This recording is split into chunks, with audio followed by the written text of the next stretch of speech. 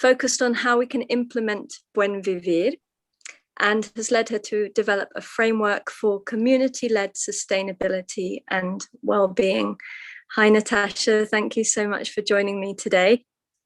Hi, Roshni. It's great to meet you, and I'm really interested in your work around Buen Vivir. What kind of sparked my interest was that it's, you know, more and more we're understanding the wisdom and insights that Indigenous cultures hold for us as a human race, but I feel that often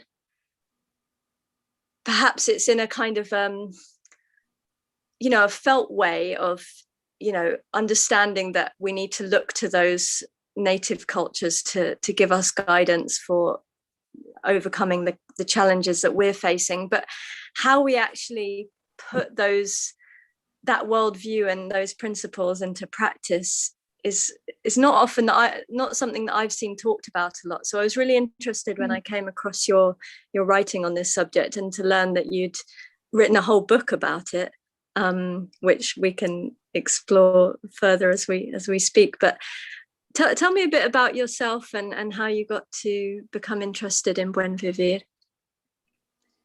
Yeah, well, it started when I was working in sustainability. I wasn't really happy with the way sustainability was being conducted by a lot of, I was working mainly with the private sector, also with governments and NGOs, but I just felt like it wasn't entirely sincere, and there were a lot of issues with the terminology, and it was just being made an empty vessel, basically. And myself and my husband, we ended up quitting our jobs here in Australia, and we went to Latin America. We decided we wanted to volunteer for a little bit while we were over there. We didn't really have any plans as such. And he found a contact in Ecuador. Ecuador wasn't really on our list in the beginning. And the person had said, yeah, come and help us out in this community. We need your skills. He's a water treatment engineer. And obviously I was working sustainability. So they said to come over and help them out. So we did. And while I was there, I was working on a roadmap for sustainability for 7 parishes of the community in INTAG. And I had to do some interviews for the process. And I remember coming across this idea of Buen Vivir and the huge document, this big, written by the government for their development policy. And as I delved into it a little bit more, I found that it really seemed to have some of the answers to the gaps that were lacking in sustainability and sustainable development. So I decided the best way to find out more about it was to do some research. And so I started on my PhD. And what was your most kind of, well, I'd like to understand a bit more about what the life in those communities are like. And I wonder whether you can describe a kind of a defining moment or insight that you had while spending time in those communities. Like, what was it that really, what was so different that it captured your interest? So where I first came across Buen Vivir in INTAG, which is in the highlands of Ecuador. It's not particularly Indigenous area. It does have a high concentration of Indigenous populations, but it's not entirely Indigenous. And so the second time we volunteered in Ecuador, we were in Indigenous communities in the Amazon. So in INTAG was my first experience in Ecuador, and the first time I'd come across this principle, this idea of Buen Vivir. And I remember just walking down into the village one day with one of the school teachers, and she was telling us about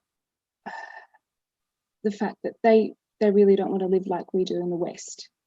And that really got me, because you know, a lot of people think that everyone strives to live like we do here in the West, and it's just not the case.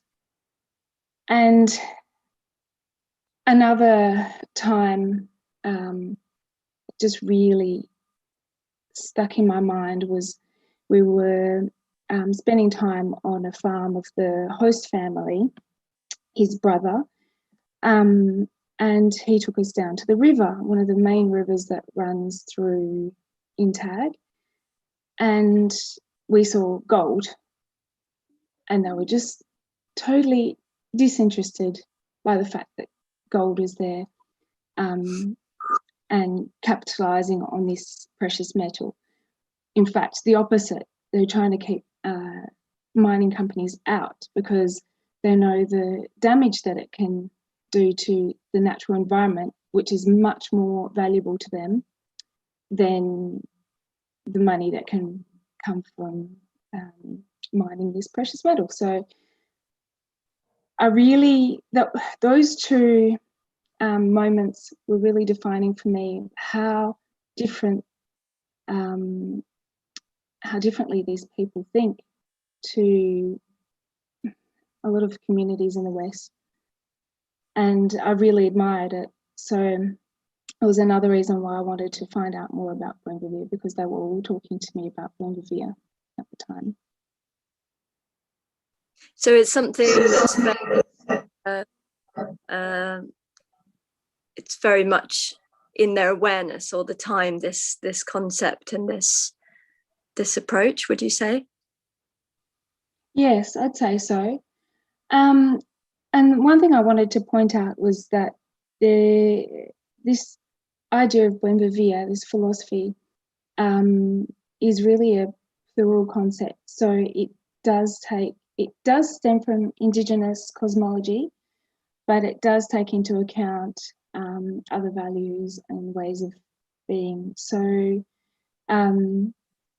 it is, in that way, it is different from Sumak Khalsa, which is the Indigenous conception from which Buen Vivir originates. And I do feel like even the non-Indigenous communities do strive for Buen Vivir, or good living, the good life, in their daily practice. I'm really touched actually by that story you said about the gold, and the fact that, you know, they see that the real treasure is the natural environment, the ecosystem, and that already just, you know, we have this such idolization of monetary wealth in the West. You know, that is the kind of pinnacle of success and you know, the conventional worldview, and so to turn that around and see like the treasure in the very ecosystem is, yeah, it's really beautiful. So tell us a bit more then about the underlying philosophy of Buen Vivir. How could you summarize that, do you think? Well, Buen Vivir, again, being this combination of Indigenous, non-Indigenous philosophy, is really just strives for well-being of both communities and the natural environment. And the idea is that they're both dependent on each other. We rely so much on our natural environment and health of our environment. If we don't have a healthy environment, we can't have well-being. And so the idea is not separating the two like we do in Western development. And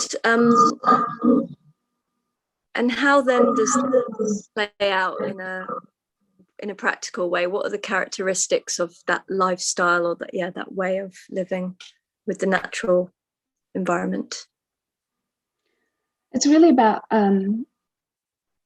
taking into account that every action has a reaction on everyone around you and also the environment. So it's about living more consciously and understanding that individual well-being isn't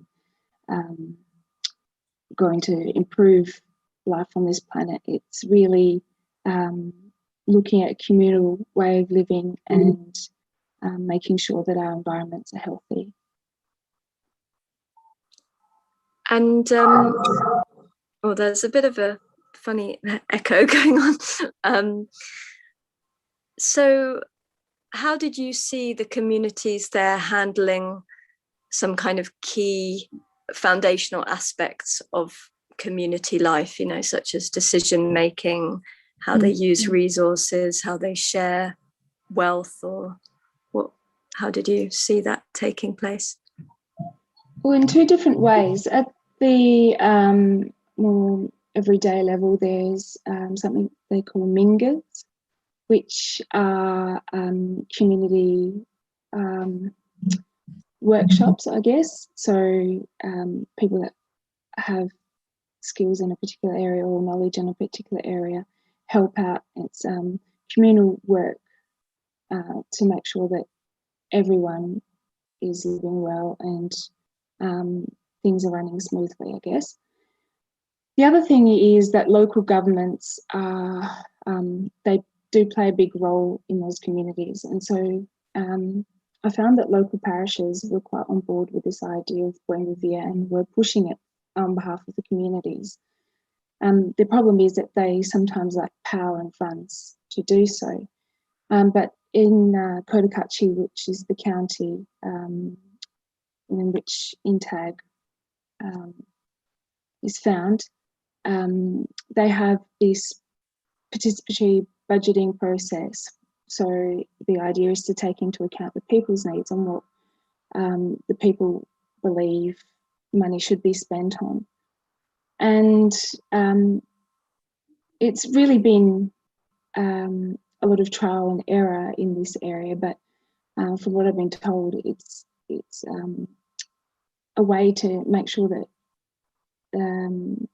local authorities involve communities in decision making. So it's a really important factor for how policy intersects with grassroots processes. And in terms of, can you hear that speaking? Yeah. Or not? Yeah, you can. Okay. I'm not sure where it's coming from. And what inequality is obviously a big issue that we're facing in the kind of capitalist societies. How was that? How was the issue of equality in those communities, would you say? Well, it's definitely not perfect, but because there is more of a focus on community, I do feel like this idea of individualism and competition that exists in Western ways of thinking isn't as prominent. It is still there, but it's not as prominent. And so it seems to level out the playing field a little bit more. It's also, if you're talking politically and ideologically, it's also more of a socialist society. So yes, capitalism does play a role, but there is a little bit more equitable thinking, I guess, on behalf of the people anyway. And could you give us a bit more, paint a bit more of a picture of a kind of day in the life in one of these communities that would help illustrate how it's different from life in a kind of current Western society? Or I know that's a big question, but just maybe a few examples to illustrate what how life kind of plays out in those communities for the people who live there. Yeah, I guess, well, in Intag especially, it's quite rural, and so it depends on whether you're looking at comparing a rural community or a city community like Kokachi City. But there is, people are more anchored to their origins, I feel, and less inclined to pursue wealth over everything else.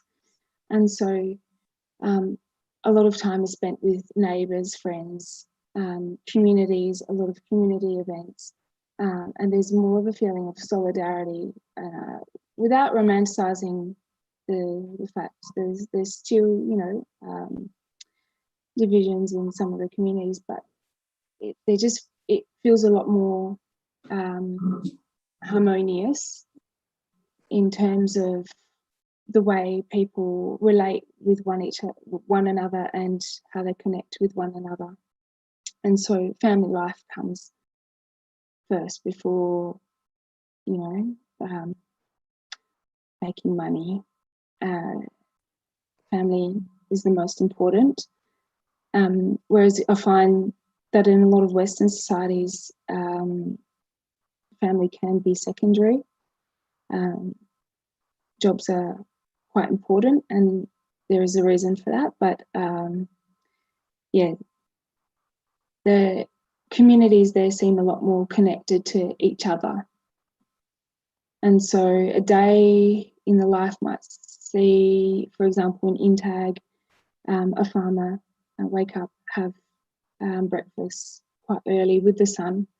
Everything is more in harmony with nature than we do here, which it took a little bit of getting used to in the beginning, waking up with the sun and going to bed with the sun. But yeah, you can really feel that there is more connection to the natural environment and everything around that. So they might go off to work for the day, and if a neighbour needs help, if someone in the community needs help, they're there to help. It's not, you know, I'm too busy, or yeah. There's a lot of emphasis on, well, in the kind of progressive and alternative world, I would say, emphasis on regenerative agriculture and regenerative practices. How did you see the interaction with the land and the farming practices? Did that differ from other practices that you've seen elsewhere in Australia, for example? Yeah, well, that was really where I first came across this idea of regenerative practices. I didn't know a whole lot about it beforehand. About what you take out of the land, you give back, and the land also gives back to you. So it's this cyclical process and there's a real awareness that it is a cyclical relationship. And I guess I found it really fascinating the way farms were conducted, and the respect for the land rather than just exploitation. Yeah, so coming back to your earlier comments about feeling disillusioned with the world of sustainability in a in in the settings you were working in before. What do you see as being the limitations or the problems with that mainstream view of sustainability? Well, first of all, the mainstream concept of sustainability is neoliberal. So it does revolve around this idea that nature is subordinate to humans. And so while with sustainability, while the idea is to take better care of the natural environment, human well-being comes first, and it doesn't connect with this idea that it is a cyclical relationship. We are so dependent on what happens with our environment. So for me, that was a real problem, that you can have a mining company, for example, that exploits the land, but then plants some trees and everything's okay. It's not the way it works. So the other thing is, when you're thinking about sustainable development as a concept, is that it attempts to bring everybody globally in line with Western standards of development. I have a little personal anecdote. My grandma, my father's from Kenya. My grandma used to live in a hut, and my dad built her a bricks and mortar house, and she refused to live in it. And at that time, he'd been living in Western society, so he was trying to do the best for her, but that, from her perspective, that was not the best for her. So I really feel like, just because we in the West say this is the best way of living, doesn't mean that it's the best way of living. There are, of course, exceptions like absolute poverty that we need to take into account, but bringing everyone into the same line of development is not going to work ecologically, and it's also not desirable for everyone.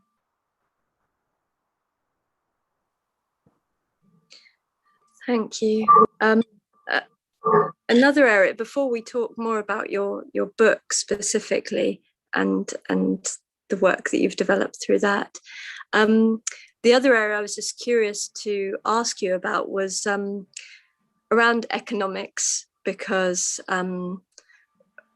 we see that the economic system that we currently have, this neoliberal economic system, is really playing such a key role in the destruction of our environment, with even just the integrity of our own society, the vast inequality and so on. And yet there is this expanding field of new economics, or an economics of well-being. I don't know how much you've looked into that, but I wondered to what extent you see the Buen Vivir approach as kind of being compatible with that economics of well-being. Yeah, there are some similarities. Obviously the need to move away from GDP as a measure of progress and ultimately well-being, because it means that other factors are being ignored. But Buen Vivir also includes things like the importance of capabilities, which is a big one in well-being economics. But the key difference is that for most well-being economic frameworks, well-being still planted in the neoliberal logic of subjective well-being, individual well-being, whereas Buen Vivir revolves around this idea of communal well-being. So you're not well unless everyone is well. And it also equally accounts for environmental well-being. So it's just this, that's probably where well-being economics and Buen Vivir divide the most. And you can see with for example, the COVID pandemic, that people are starting to realise the importance of ensuring the well-being of the entire community, not individuals in that community.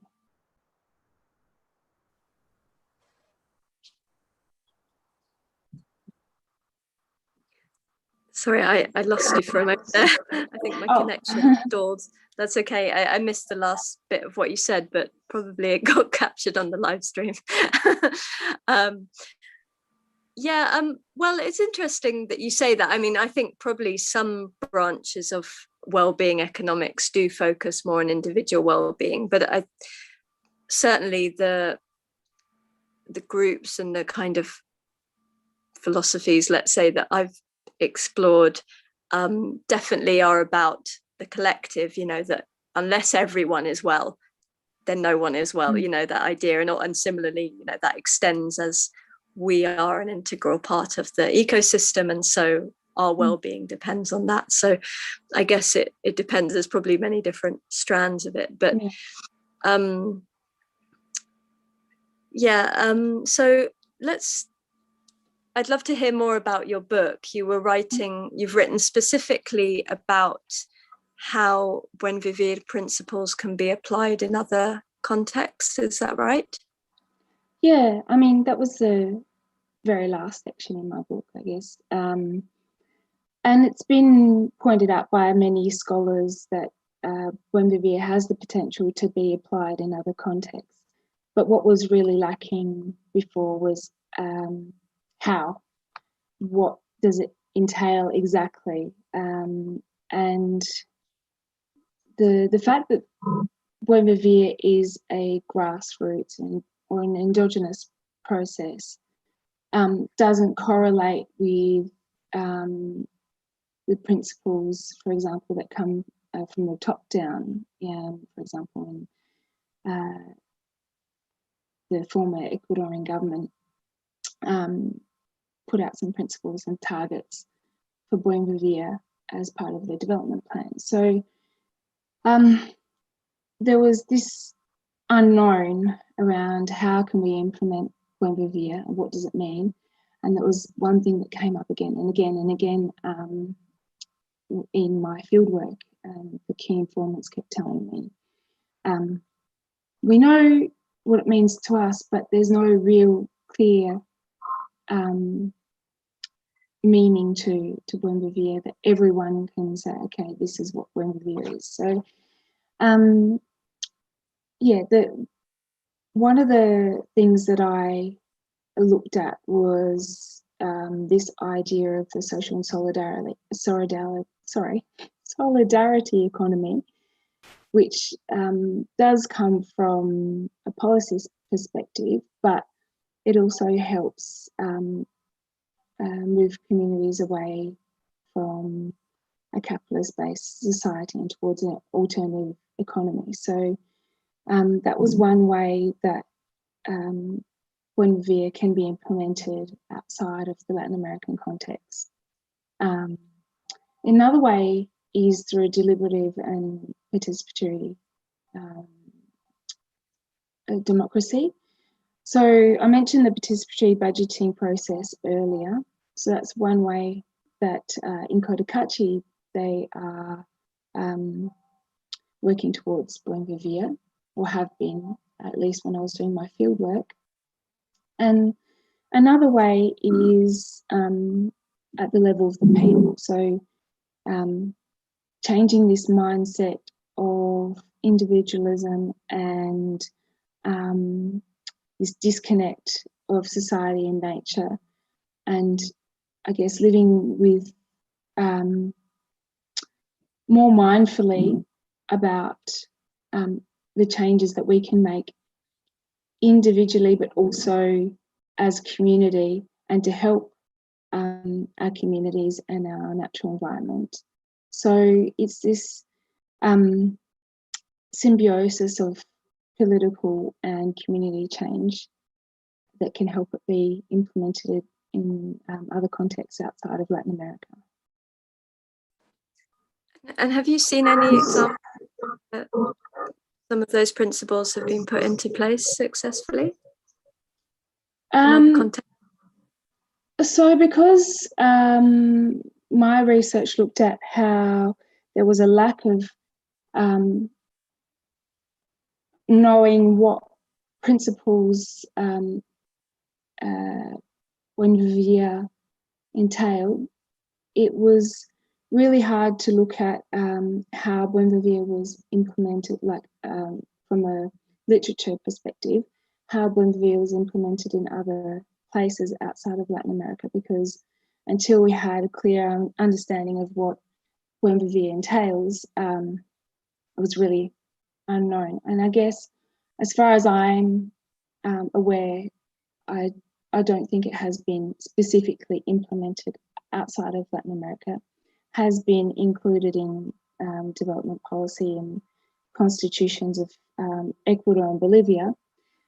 At the community level, there are some studies that have looked at Bougainvillea and how it has been applied or implemented in specific contexts. For example, there was a recent article in the BBC that looked at Bougainvillea in the context of food in Colombia. There's also a well-known scholar that looked at how Bougainvillea was implemented in the context of the social and solidarity economy in Mexico. But looking at it as a whole concept and how each principle is applied, I'm not aware of any way that that's been done yet. It seems, and I read an article recently about, well, it was titled something like "The Rise of Bougainvillea in Europe," or "Is Bougainvillea on the rise in Europe?" In fact, we republished the article on our website because it was really interesting and so relevant to your work. But it seems that there's a kind of a fundamental conflict that is bound to play out, or is playing out, and it probably will continue to play out, because Bougainvillea and other worldviews like it are kind of in conflict with this sort of green capitalism. Ultimately, this rise of this idea that we can continue to have growth but do it in a sustainable way, which obviously has a lot of vested interests in it from a financial perspective. And probably it's very much a sort of the grassroots versus the people at the top of the pyramid who stand to gain the most from green capitalism. Definitely. There's some scholars called Van Helsen Belling who have looked at what are the challenges to implementing Bougainvillea as this, as far as it was known in the literature beforehand. And they basically said that you can't use it as a defense to Western capitalism, because that's what will happen. It will just be knocked back, and there will be this constant conflict. And so one of the things that I was looking at in my research, and what came up from the key informants, is that the need for this to be a process that is done closest to the people. So not trying to look at it from this macro perspective, and which is what countries like Ecuador and Bolivia have done, implementing policy. And it is important to try and have policy around Bougainvillea and have those political spaces, but the real change will be implementing it in these micro ways closest to the people. So in that respect, in the field site where I was, it's the local parishes and local communities, rather than taking it a bit more global and saying, okay, let's implement this as a countrywide policy, and this is how we're going to go about it.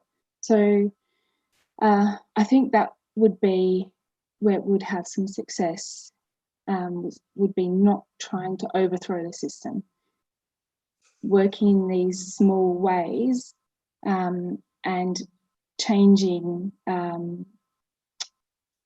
things at the level of the people and behavioural aspects, rather than this macro perspective. That makes sense.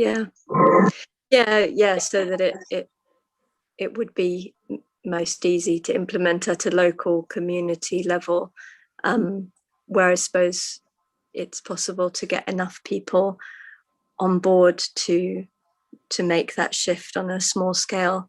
It seems to me that it has a lot to do with mindset, though, that it's about fundamentally approaching one's presence in the world and presence in the ecosystem, with a different, seeing it through a different lens, I suppose. Would you agree with that?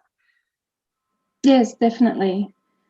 Yeah, and especially this word you've used, lens, because I think once people see things through a different lens, and they see the destruction that can be caused from current ways of doing things, it can help cement those behavioural changes. I think one of my key informants had told me most people aren't aware of the destruction that extractive industries cause. They're not aware of the utter,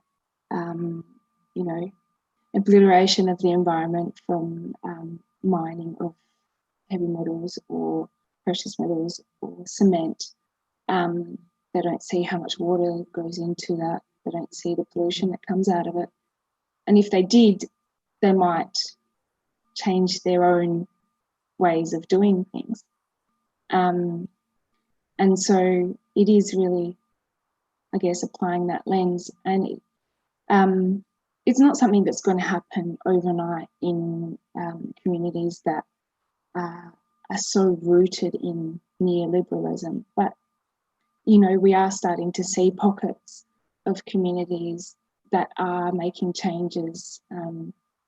And it may be just, small community groups, it may be entire communities, but they are making changes, and a lot of people are realising, what really matters, I guess. And what would you suggest if you were in a community that wanted to make a shift in this direction? What would you suggest as being the first steps towards doing that? I think solidarity has to be, in any community, has to be one of the most important factors, because without a connection to each other, it's really hard to make that change, because it's easier just to slip back into your own bubble, of living, working, making money, consuming, etc. And the more we are connected to each other, and the more connection we have with the natural environment, which is sometimes really hard in urban spaces, but I think there have been studies in the past year that have shown that people are really keen to make that connection a lot more since COVID. And so first of all is, making sure that these communities are connected. So whether that be more spaces, community spaces, more community groups, more programs and projects at that small community level, I think that really helps. So do you think that through becoming more connected with one another, people become more connected to their natural environment? I think people in general are coming back to this idea just purely from the slowing down of life, this pace that we've been running around on pre-COVID has just, everything stopped.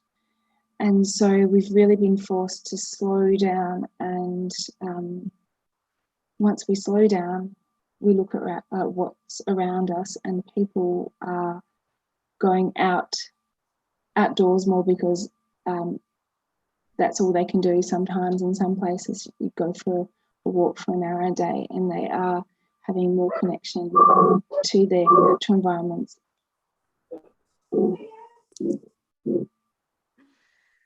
Sorry, I've got a dog barking in the background here. Yes, it's true, although there's also been a lot of consumerism, I would say, that has taken place in this time that people have been in lockdowns, and a lot of online shopping taking place. I imagine that in a Buen Vivir community, the consumerism is just less of a feature. Yeah, in fact, that's probably one of the biggest challenges is consumerism, because that feeds back into this system of extracting from the natural environment at whatever cost. So, yeah, that's true. And I think there have really been two divergent pathways during this period. There have been, some that have been consuming more almost to fulfill something, and then others who've figured that they don't need to consume as much because they need less than what they thought they needed. And I guess it will be really interesting to see what happens in the next little while. Yeah, whether which side kind of dominates.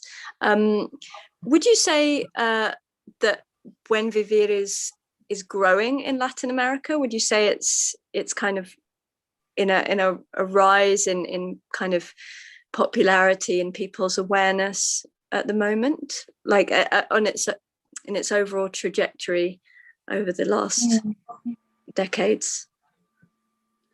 In some ways, yes. I think there has been probably more awareness of Buen Vivir outside of Latin America, what is happening in Latin America.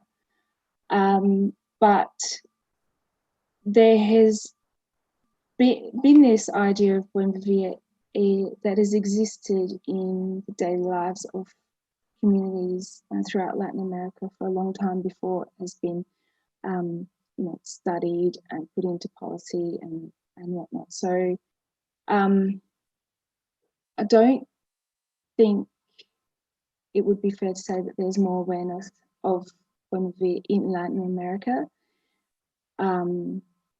but there's probably more interest of what is it about, and how can we look at other ways of doing and thinking about things, and more turning towards these alternative philosophies. And your book, tell us the title of your book, and who is it intended for, and how do you see it being used? It's Buen Vivir as a sorry, I've got it here. I can show you the cover. Go on, show us. You can see. It's back to front, I think. Buen Vivir is an alternative to sustainable development, lessons from Ecuador. It's published by Routledge. And really, I guess the intended audience for this particular book is mainly policymakers and development professionals, also students and researchers in development and sustainability. The thing about Bougainville is because it needs cooperation from all levels of society, we really need to see these structural changes, and I guess that's what I was hoping to do, is to put this research out there so it's accessible in that kind of way. The secondary audience, I guess, and probably for me the most important, is the community. So community groups and interested individuals that, you know, probably are looking already for different ways of you know, pursuing change. Ultimately, I hope to publish a second book, which is more of a trade book that would be the target communities would be the target audience for that kind of book. So that would be from the all important bottom up level of change. Would that look more at practical steps then of how to implement these ideas?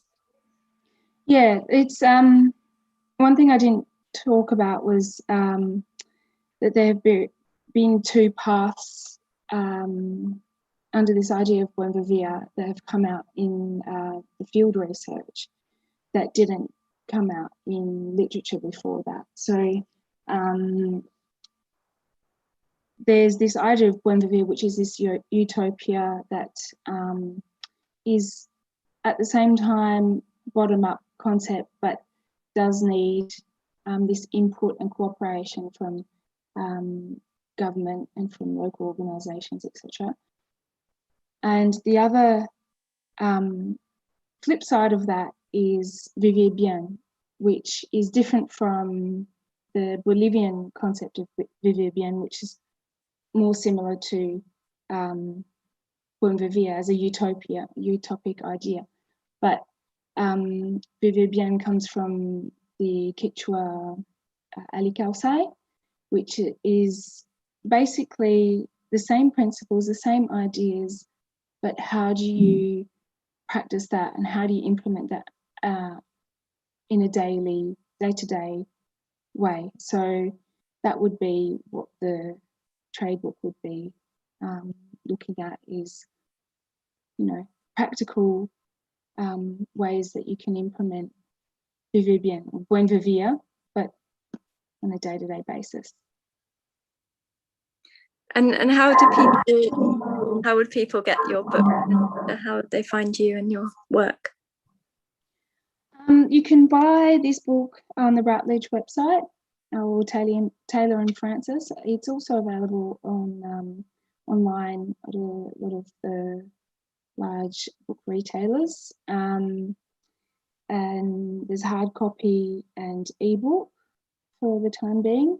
You can also look at my website, and the link is on there. Great. And just as a final question, what systemic changes do you think the world needs most right now? Well, I think COVID in some ways has shown us that a lot of the things we've been doing are really unsustainable. So it's been called the Great Social and Ecological Reset. And I really believe it's an opportunity to change the way things are done systemically. So, you know, neoliberalism has dominated everything from economics, development, well-being, health, education. It just doesn't work anymore. It hasn't worked for a long time. So I'd like to see more of a connection to the natural environment. So, for example, the rights of nature introduced in more jurisdictions, and more prominence of these things at the international level, in international public law. So, as I mentioned, also we need this cooperation on all levels of society. So there is an intersect between systemic change and behavioural change, and that also extends to this connection between the climate problem and social injustices. So I'd like to see a lot of change on both those levels, and see how we can look at other ways of doing things other than the Western dominant thinking. Thank you, and thanks so much for making time for this conversation today. I'm looking forward to reading more of your work and getting a deeper understanding of Buen Vivir. Thanks for having me. Yeah, it's great to meet you. Likewise. Enjoy the rest of your evening. Thank you.